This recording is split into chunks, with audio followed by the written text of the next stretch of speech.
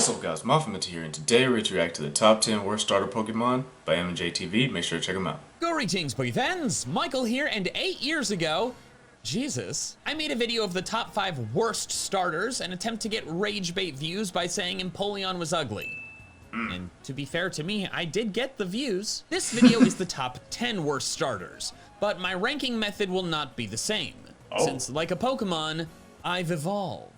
Not only do I now think it's lame to just crap on Pokemon that other people like, except Miltank, but also I just don't really care that much anymore. Like, I used to really hate Delphox, and now I just it's fine. I'm indifferent. This video will rank the starters based on which ones are the worst to pick in the games in which you can select them. Okay. I've already made a video about the best starter in every game, so this is the opposite. Which starters make the game more difficult by selecting them? Number 10, Sprigatito. I should say first that Sprigatito is not... I'm gonna let y'all know right now, I have not...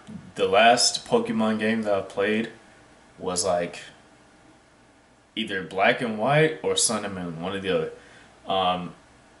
After that, I just kind of stopped. So I'm probably not gonna recognize a lot of these Pokemon. Just putting it out there. Not a bad starter. Meowscarada is fast and hits hard, and its signature move Flower Trick is stupid good. It's just that when you have a top 10 list, but there's only 30 starters total, 9 of which are never gonna be in here because they're the best starter in each of the regions, you're gonna end up with some Pokemon on the list that aren't awful, just somewhat flawed. Scarlet and Violet's major battles can be done in any order, but I'll be basing my decision on the suggested order. And the first 4 battles of that are Bug, Rock, Grass, and Flying. 2 of those Sprigatito is weak against, 1 it mutually resists, and 1 it's good against. The next stretch is a bit better, but not great. It evolves into its final form at 36, so if we look at the battles up to that level, it's good against water, neutral against dark and normal, defensively good against electric, offensively bad against steel, then weak to fire and poison. That means it really only has 2 good matchups before getting to its final form. It really starts to excel once it's Meowscarada, so it's far from totally useless, but it's just gonna require a bit more patience for it to get good than several other starters. Number 9, Squirtle and Kanto. I have to specify Kanto since Squirtle is also selectable in X and Y. Okay, I was about to say, bro, you was finna catch some heat, bro. You was finna catch some heat from me specifically, bro. Like, here's the thing. Listen. Most of the time I'll pick Charmander anyway, okay?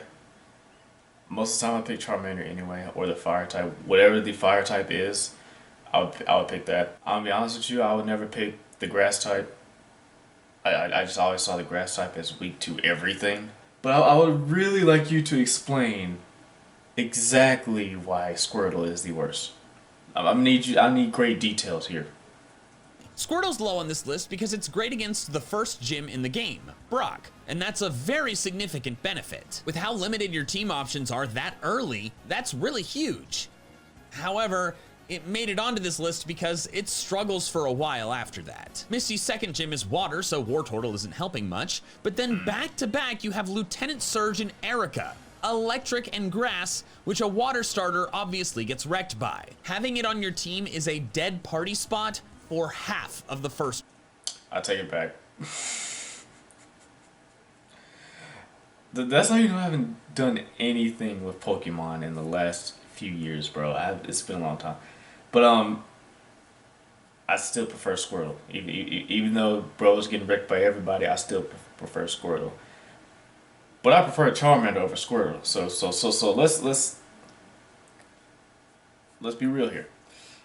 4 gyms. Now, to its credit, it's great against the final 2 gyms, fire and ground, but those are late. And by that time, you'll have tons of water type options, including Lapras, who gets stabbed for its ice moves, making it better against Lance later. So basically, it's great, then awful, then good, but replaceable. Number 8, Sobble. None of the 3 Galar starters are awful. In an attempt to balance things, the first 3 Galar gyms are grass, fire, and water. So regardless of your starter, you get 1 it's good against, 1 it's mutually resisted by, and 1 it's weak to. Sobble just gets the worst order. The first gym is grass, then it's not helpful in the water gym, and then finally it gets to take on fire. But after that, water just doesn't get to do much since Inteleon doesn't get a secondary typing. There's no ground specialist, and the rock specialist Gordy is only in sword. So if you're playing Shield, your Inteleon gets to excel in just one major battle. Well, I guess not exactly. 2 of Raihan's Pokemon are weak to water, but Inteleon is terribly frail, which is a liability in double battles. It's not weak to any gyms beyond the first one. There's no electric gym. Except for me. I am on a quest to become the Galar region's first electric-type gym leader. But it's simply just not helpful for most of the game.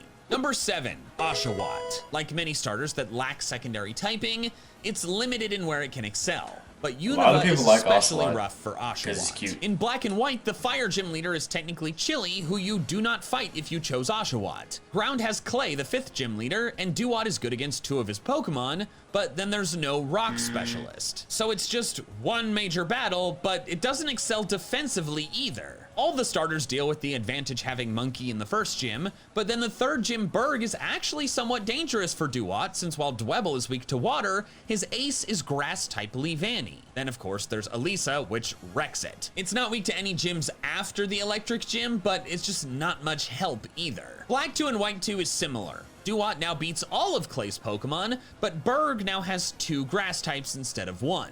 The Ice Gym becoming water is a bit of a hit too, since Samurott resists ice and water, but the Ice Gym did not resist water stab. In short, Oshawott really only shines in one spot, and it's in the second half of the gyms. Wait, is it Oshawott or Ocelot? I guess what was Ocelot, but maybe I'm wrong. Number 6, Squirtle in X and Y. Again, I feel bad. Okay, so you know this is slander at this point. This has got to be slander at this point. I'll let the first one slide. But this has got to be slander. What? Okay, bro started off saying he feels bad. Why do you feel bad? Because I love Squirtle, but it just ended up in 2 games where water isn't the best starter type, and also, it never gets a secondary type to help boost things. Squirtle is the worst Kanto starter selection in X and Y for multiple reasons. The first is that its water typing, its only stab, simply is not helpful against much. Yes, you fight the Rock Gym early, which is credit toward it, but only one of Grant's 2 Pokemon is actually weak to water. Then you have 1 neutral gym, then back-to-back grass and electric gyms where it obviously stinks. Then while water type defense helps with the last gym and the steel specialist Wickstrom, water offense doesn't really help you with anything until Malva in the Elite Four. I already mentioned this briefly, but starters that never get secondary typing a lot of times just end up not being as good. Like, here's another example. Mudkip is by far the best starter in the Hoenn region because it's good against 3 of the first 4 gyms thanks to Marshtomp's ground type. But if you take away that ground type from Marshtomp, it goes from being good against 3 of the first 4 to only 2 of the first 4, and now it's weak to the electric one. Additionally, Mega Blastoise is the worst of the Kanto starter Megas. Mega Venusaur gives you stab offense for fairy types and deletes its weaknesses to fire and ice using Thick Fat. Mega Charizard Y is stupid strong under the sunlight it sets up itself. Mega Charizard X is not quite as good as Y, but it still hits with massive damage thanks to Tough Claw's boosted Flare Blitz and Dragon Claw, plus it has 5 resistances. Meanwhile, Mega Blastoise gets Mega Launcher, which sure, gives a boost to some non-stab moves, but the only water move it powers up that Blastoise can learn is Water Pulse, which is only 60 power, which means Blastoise's fancy Mega ability just makes it so his Water Pulse is now as strong as Surf? Blastoise is simply somewhat of a liability early in the game, and then it's just not helpful later. Well, YouTube's pretty good at sending you my stuff, so if you do enjoy my videos, hit that subscribe and make sure that YouTube always sends you my stuff. Number 5, Snivy. Regardless of which Unova game you're playing, Snivy is weak to 2 of the first 3 gyms. They come as a shock to you, but that's pretty bad. In Black and White, Chili uses his Pansear, and then Berg has Bugs. That's why you don't pick Black grass 2 and White types. 2, Chili's gone, replaced by Roxy, a poison-type gym leader. That is brutal. Your starter is dead weight early in the game, but unfortunately, even once you get past that, it's not looking that good. Despite Servine resisting electric, Elisa has 2 flying type Emolga with Aerial Ace. In Black 2 and White 2 though, they don't get flying moves, so it's slightly better. Then comes Clay, which is favorable, but his best Pokemon, Excadrill, is not weak to grass. Then you have Skyla, which is of course bad. It's a flying gym. The final 2 gyms vary depending on the game. Black and white have an ice gym, which is obviously bad for grass, and then a dragon one, which resists grass. Black 2 and white 2 are more favorable, replacing the ice gym with a water one, but it's for the very last gym of the game, which is a late boon. This means in black and white, Snivy struggles against 5 gyms, and in black 2 and white 2, it's 3, but 2 of them are the first 3. Serperior is by no means a bad Pokemon, and in fact, in a recent playthrough on my Plays channel, I had a lot of success in the Pokemon League with it by combining Leech Seed and Giga Drain and Coil with Leaf Blade. But for much of the game before that, Snivy just gets stomped on. Number 4, Chespin. I like Chespin. I think it's cute and it has a fun personality. And then Chestnut I think is decently cool. I really like its shiny. And then Quilladin, not so much. You notice that mostly Pokemon the Bros brought up so far have been grass type. If you're playing Pokemon, you probably don't want to pick a grass type. Well, actually, no, it's been grass, water. Not one fire, I think. So far, I don't think we've been introduced to a fire bad. But hey, yeah, you know what? We might be. I might be talking too soon. Do y'all remember struggling to catch a single Pokemon that had the flying ability in these Pokemon games? At least the old ones, because I know the new ones is probably a lot easier, but like, dude, I remember, dude, I couldn't go to any other regions because I didn't own a flying Pokemon, and I had to keep running through the grass, hoping to encounter a flying type Pokemon. That way I can capture it and, you know, actually go to different regions. You know what I'm saying? Y'all remember that? Let me know. All right, let's go. Fun fact, apparently it was one of the 5 least visited Bulbapedia pages for Pokemon in all of last year. Unfortunately for this small cute thing, it is the worst of the 6 starters in X and Y. When analyzing the best starter pair in X and Y, my 2 finalists were Fennekin and Bulbasaur, or Froakie and Charmander. Notice how Chespin and Squirtle are missing from those options. I already talked about Squirtle, but Chespin just gets absolutely crapped on by Kalos. First, it's immediately weak to the first gym, which is huge points against it. Okay, technically, Surskit doesn't have a bug-type move, so that's not like as big of a problem. It's basically a neutral matchup, but like Vivillon, Chespin ain't doing anything to Vivillon. Then the rock gym should be where it shines, but Tyrant isn't weak to grass, and while Amara is, Amara also has ice moves that Quilladin does not appreciate. Then you have the fighting gym featuring a Hawlucha, and then the grass gym features 2 Pokemon with super effective stab against it. The electric gym is mixed since Emolga screws it up, but Chestnut's fighting is good against the other 2. But then you have Fairy, Psychic, and Ice all in a row, all of which Chestnut is weak to. Yes, its fighting type is strong against ice, but it's a risky matchup because its grass type is weak to it. In short, this means the Chespin line is weak to at least half of the Pokemon in 6 of the 8 gyms. And the last 2, Karina and Clement, still have 1 Pokemon with super effective stab. It's good against half of the Elite 4, but that's really late to see benefits. Kalos just in general isn't that kind to grass types. The fire starters tend to do the best, but Mega Venusaur can get around that with its thick fat ability, deleting its fire and ice weakness, and also just having incredible stats. And its poison type is great for fairies.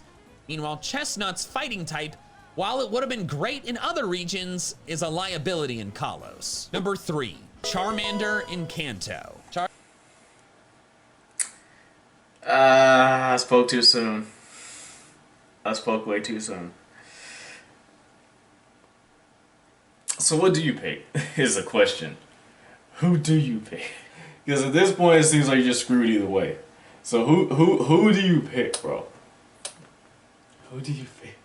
Charizard fans, please forgive me. While Charizard kicks butt in Kalos, it is the hard mode choice in Kanto. Immediately, Charmander is weak to the first 2 gyms, and that is horrific. As I've said, team options much more limited early in the game, so if your starter, your ace, is not useful in the first 2 gym battles, that's really bad. It's neutral against Lieutenant Surge, a battle thankfully before Charmeleon evolves and gains the flying type, and then it's fantastic against Erica, and that is the last time it is helpful until the Pokemon League. And even then, it's just for Bruno, because Lorelei's ice types are all water type. Except for Jinx. But like, 4 of her 5 Pokemon are water type. Oh, and I almost forgot. It's not even good against Bruno in Red and Blue because it learns no flying type moves. It doesn't get the ability to learn Fly until Yellow version. Another Wait, reason what? for these issues is that Fire Flying is absolutely a cool type combo, but offensively, it's just not stellar in Kanto. Fire and Flying over Since when can Charizard not fly? When did they nerf my boy?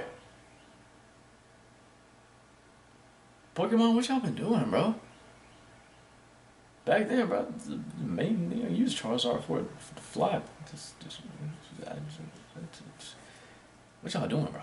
overlap with offensive coverage for Bug and Grass. So adding the Flying type only adds offensive coverage for Fighting. That means together the two cover Grass, Bug, Steel, Ice, and Fighting. There's a Grass Gym Leader and a Fighting Elite Four, but there's no major Bug Specialist. All the Kanto Ice types except Jinx are Water type 2, and there's one fully evolved Steel type in the whole region. For being Game Freak's golden child, they really made its life difficult in its home region. Number 2, Chikorita. I mean, you had to know this one was coming. The Chikorita line is infamous for being just awful. Even ignoring its region, Meganium's just a bad Pokemon compared to most other starters. Its stat spread is one for a bulky support Pokemon, but its pure Grass type means it has 5 weaknesses. It has a relatively shallow move pool and not very useful abilities, and worst of all, they removed Bayleaf's sick head leaf thing to give it just 2 little lame antennae? What the hell? That's one of the cruelest evolution design decisions that I've encountered. And I understand you could say the same thing about Grovyle to Sceptile. I do think Sceptile might look a little cooler if it still had Grovyle's leaf. But, you know, I'm just very fond of Sceptile and lizards in general, whereas Meganium, like it's just a...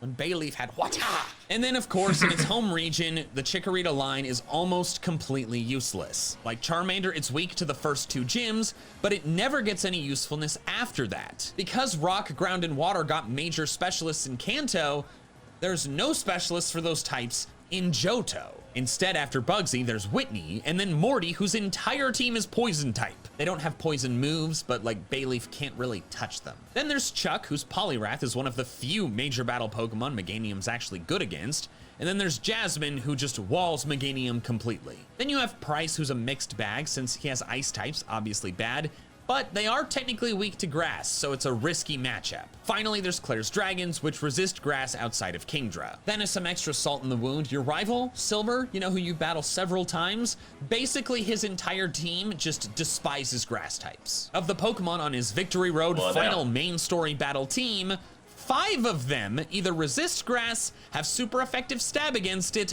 or both. If Meganium were in another region, it would not be this bad. Like, if it were to switch places with Bulbasaur, then it's good against 2 of the first 2 gyms, and that's really significant. But since it's not, it's stuck in Johto, where they gave all the love to grass in Kanto, it's just screwed. Quick side note, if it ever becomes a starter in a Legends game, I really hope they give its variant a secondary typing. Meganium needs some love, because it's like not an ugly Pokemon, it's just like, its life has been terrible. But despite that, despite all of these issues, Chikorita is still not the worst starter. It's the worst one to choose, but the worst starter is one where you don't get a choice at all. Number 1, Pikachu in yellow version. Okay. All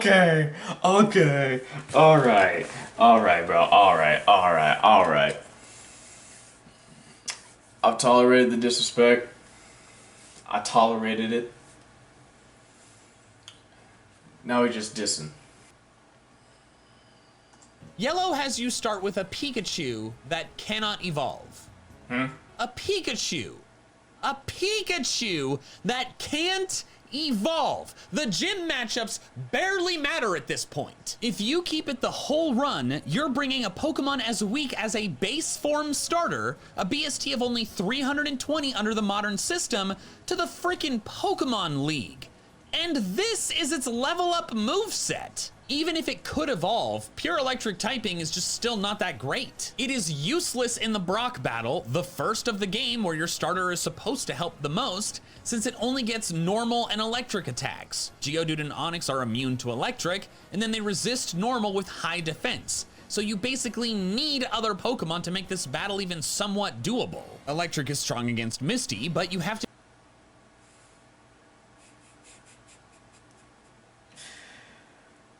Okay, every time I say something, I end up immediately getting what's the word? Corrected. So I'm not gonna say anything anymore. I'm just gonna listen for once. To be careful still because Pikachu does not resist water like a grass type does, and it's super frail. The other Kanto starters will have evolved by this point, so even Charmeleon might take some hits from Misty better. And then Electric Offense just doesn't really help again until Lorelei in the Pokemon League when you have a regular Pikachu. Let's Go Pikachu solved this problem by buffing Pikachu significantly, giving partner Pikachu a base stat total of 430 and several broken moves, like Zippy Zap, a 50 base power move with priority that also always crits. Seriously. It's like a slightly weaker extreme speed that doesn't care about attack drops or defense boosts. They did the same thing for the partner Eevee in Let's Go Eevee, which actually gets an even wider range of busted moves. In order to keep the players using their cute, normally weak Pokemon, in Let's Go, they buffed the power of them dramatically. But in Yellow, they didn't think to do that. They're just like, oh, hey, Pokemania, let's sell more games. And just like, look, you can be Ash. You can start with Pikachu. But Ash doesn't have a regular Pikachu. Ash has a freaking partner Pikachu, if not one that's even better than that. And so they just stuck us with a garbage one. I've played Yellow only once on the Virtual Console on the 3DS as an adult. And I was sick of my Pikachu by like Gym 3 or 4 and ditched it for Zapdos as soon as I could. You know, it's just important to remember all these other starters I discussed before Pikachu, like at the end of the day, even if they don't match up well against the gyms in their region, you still end up with like solidly quite strong Pokemon at the end. But if you get a Pikachu that is weak and will never get stronger, that's by far the worst starter in any mainline Pokemon game. Thank you so much for watching. If you want to see another video from me, there's one on the screen here that YouTube picked out specifically for you. It's like an algorithm thing. Not everybody sees the same video, but they think you'll like this one, and they're pretty smart. they recommend my videos, so they gotta be good at something.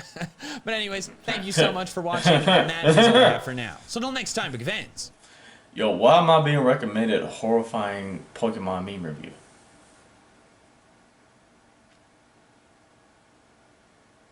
I don't be looking up dark stuff. First of all, I want to go ahead and say great video by MJTV. I gotta stop yapping, bro. Like, I've got to sit down and listen before I start getting offended. But, yeah, no, like, they provided very good value, very good detailed explanations as to why they think this way, and that's honestly great. I should really get back into Pokemon, because I think that's the one franchise that I love that hasn't been ruined. So, yeah. But like I said, make sure you guys check out MJTV. Thank you guys for watching. I want you guys to stay safe, stay positive, and remember, be mindful.